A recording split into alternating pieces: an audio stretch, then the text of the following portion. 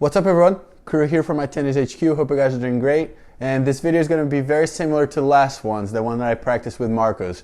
From what we saw, it seems like you guys really enjoyed this sort of format where, I'm practicing and kind of narrating what we're doing and just kind of pointing out some of the things that sometimes aren't as clear to amateurs when they're watching pro tennis players or like just quality players hitting.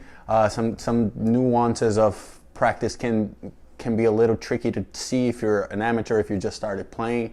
So I was able to get on the court again, not this time not with Marcos, but with a girl who's top 100 in doubles, Juju Olmos. She played at USC and now she's, I need to make sure her ranking, I'll just post her WTA profile here.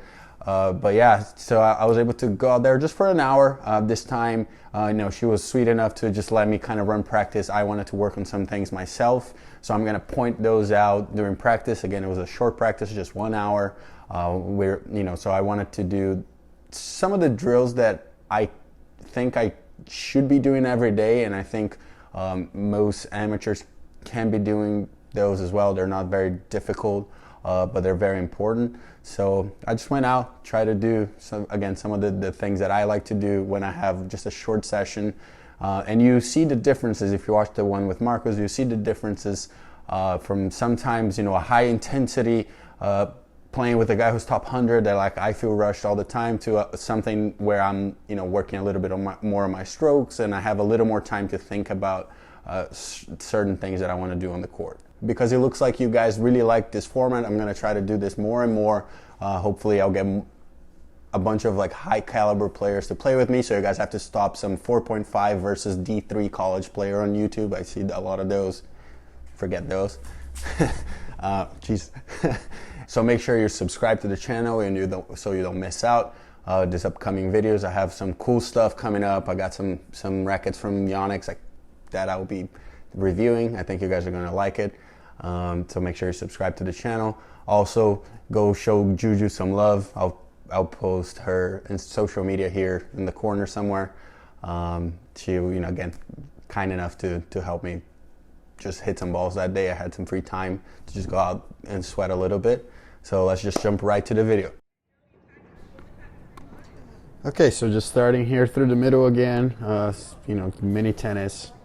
Like I said, I like mini tennis. I think there's a lot of people who, are against it for some reason, but I like it. I enjoy it. I think there's even a few drills that, I do almost on a daily basis with Naomi also that are really good that I, might make some videos about it. But again, mini tennis, just speeding it up here a little bit. Just a lot of hitting through the middle at first. Now that we're kind of getting on the groove, just through the middle, a little slower. But in this session I was just trying to, especially on my forehand side, trying to get a little bit more extension. I felt like my backswing was getting a little bit too short, or shorter than I liked. I am the kind of guy who likes to create a good loop. I don't have that like fast twitch, like a jack sock style sort of forehand with like a very loose wrist. I have that more of like create a nice loop, let the racket drop, more, traditional swing that way. And I felt, just watching myself the last practice, I felt like my forehand was getting a little bit too short with the take back. So I, just working on that, just trying to create a bit more of a loop. As you can see here, I backed up a little bit. I'm trying to just extend my shots really a lot, just get under the ball a bit more. And send the ball nice and deep on the court. So again, not as high intensity as the last video, but there's still a purpose, even though it seems like I'm not moving as well or moving my feet as much, but I'm just trying to really hit the same ball over and over. Here I start hitting a little bit higher, trying to create a little bit more of an arc through my shots. But that's what I was thinking about, right from the beginning, right as we started hitting. I'm like, okay, this is what I want to work on today, especially on my forehand side, just making sure my racket continues to move. It doesn't kind of pause behind me. If you sometimes, like, my forehand can have a little bit of a pause that hitches a little bit that I don't like, so I wanted to continue the loop like I do on my back end. So that was just something I was thinking about here right through the middle with Juju. So yeah, here I start, looping the ball a bit more. If you can see, I'm just, trying to create a little bit more of a shape. It doesn't mean that I play like that or I will be playing like that. As you guys know, I like to kind of hit through the court a little bit more, a little flatter, but I still want to train those shots. The ones that I need to lift a little bit more, just kind of get that feeling of brushing the ball, getting under the ball. Even through the middle here, just really controlling the where I'm hitting the ball, controlling my aim, but just changing a little bit of the arc instead of going a little flat like I usually go a little bit more up and down. Here I'm already kind of back to my normal shape. So just pay attention to the shape of the ball. When I'm talking about like hitting up and down, is what I mean is just the way it comes off my racket with a certain shape. It can be more up and down, it can be a little bit longer, it can be a little bit flatter. And I think it's important for you as a player, especially if you're already decently advanced, that you can hit different shapes already, to train all of them, just to feel like you are in control of all of the shots. Obviously we're always going to have a preference on the way we hit, but you want to still be training all of them. So here, the drill is I am going to be moving side to side. Juju can hit anywhere, actually. It's not a side to side. She can hit anywhere. And I just have to return everything back to the middle. So she's going anywhere, and I'm just moving. So we actually had a pretty good first rally here where she did a tremendous job just moving the ball around, where we call it big middle, which is not too far away from me from the middle, but also also not just right at the middle. She's just not aiming for the sidelines. She's moving the ball accordingly to the shot that I'm hitting. So here I'm just moving side to side, trying to hit the ball deep through the middle, control the direction of the ball really well. So this is something, a lot of you amateurs should be incorporating to your practice, just because I think amateurs get too used to just being stationary, just sitting in the middle of the court, hitting balls, feeling their strokes, but in reality, you're going to be playing points, moving. You're going to be playing points, from moving your feet and having to chase balls, and that's when you need to, have all the control. If you just kind of get used to just being in that rhythm of just hitting through the middle, and almost it becomes too easy, that you almost feel too good, that's not a good thing. You always want to be comfortable being uncomfortable. I think that's the key intent, is just be uncomfortable, be okay with being uncomfortable. And I think that's just a simple drill, right? Hit through the middle, really controlling the direction, and she moves me around wherever she wants. She's obviously helping me. Whenever she hits the ball, too far from me, she will not hit the next one as far, so we maintain that rally. The key is to keep maintaining the rally. And we did a pretty good job here in the beginning. I'm getting pretty tired by now, but just something that you as amateurs really try to remember.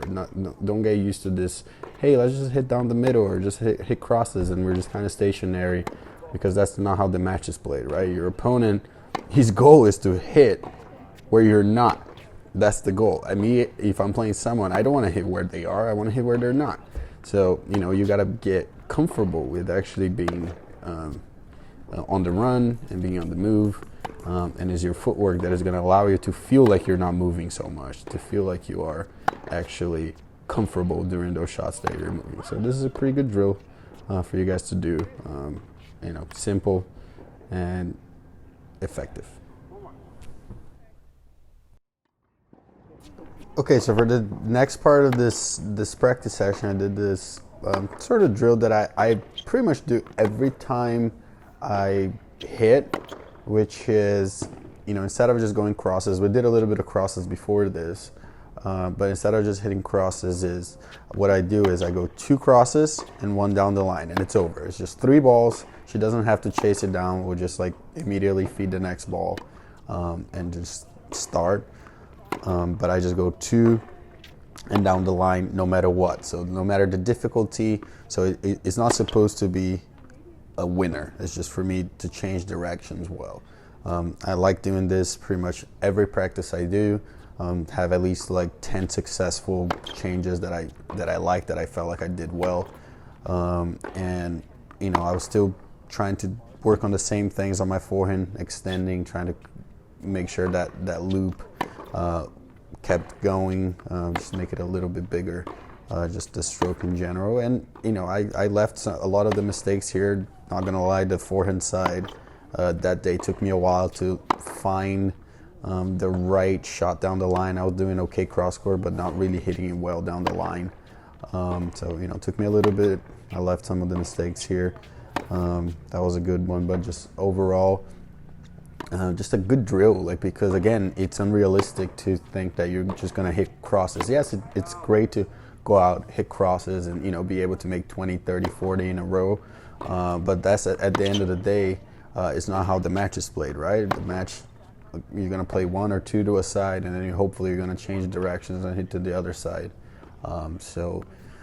It's just an important thing for players to do, changing directions. And then we switch immediately to the backhand, and I do the same thing. I hit a few crosses here at first, but I go soon to do the same thing here, just doing some crosses, hitting some forehands inside out too that I like. That's why just working on the same things that I've been talking about this entire video.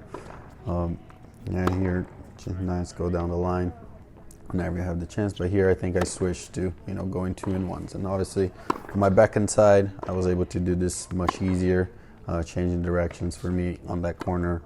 It's much easier, so it didn't really take me as long to hit some good shots that I liked. Oh, that is good. That was just nice and clean. Again, just doing 2-in-1, so 2 crosses, 1 good depth here, another good forehand, good depth, and then actually went out and hit a forehand. Here I can go obviously run around, hit some forehands as well. It's nice to still train that, not necessarily just I have to hit backhands and then I start running around and hitting backhands as well. Just get used to everything. Here I can be a little more creative, hit some forehands as well. Oh, that was just good. See, even Juju was like, yeah, that's too good. But yeah, overall, just a very simple thing, and I think you can do it with any player that you play with.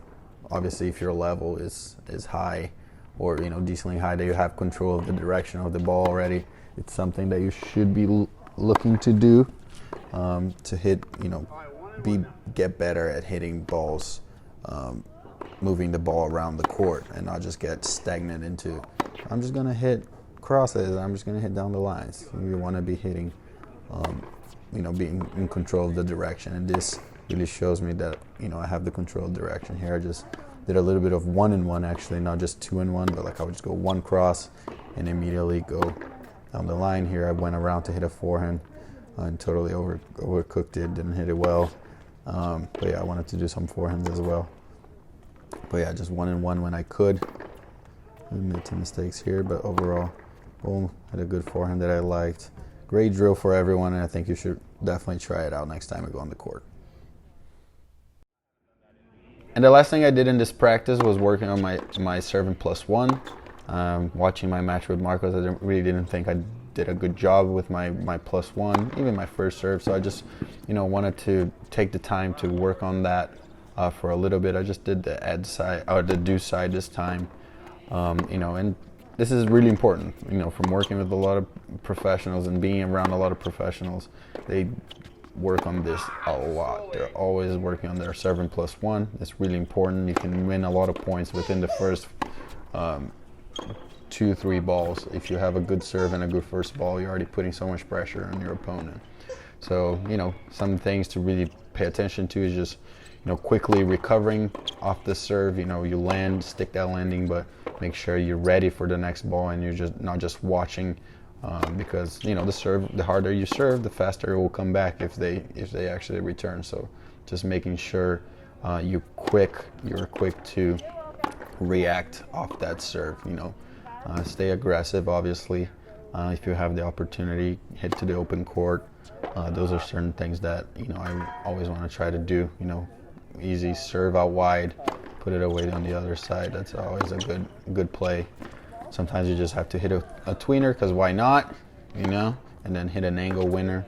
But overall, server first ball, train that if you're already in that level. It is really important, and it's going to win you a lot of points.